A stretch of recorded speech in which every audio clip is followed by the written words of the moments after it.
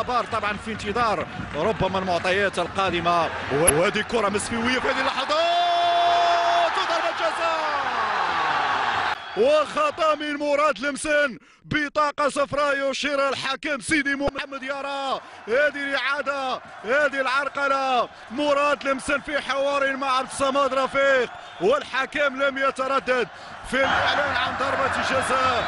ضربة جزاء في هذه اللحظات تشتعل المباراة من جديد.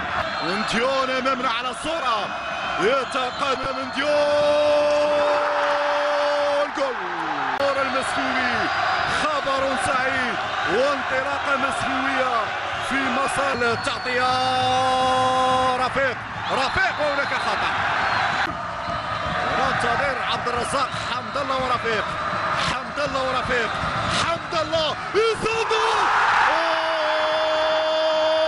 يصعد الالاف من انصار اسفي، وهذه صعيبه يا نادر، هذه صعيبه يا نادر. تابع بعيني نادر الوسط، هذه في الجهه اليسرى. ماذا يقول الحكم؟ مباراة ضربة جزاء يعلن عليها الحكم. لحظة التنفيذ، ضربة جزاء والوداد. اليوم تكسب ثقة المدرب جلال فضيل، وغدا أكيد ستكون من الحاضرين في حسابات المدرب محمد فاخر مرويك.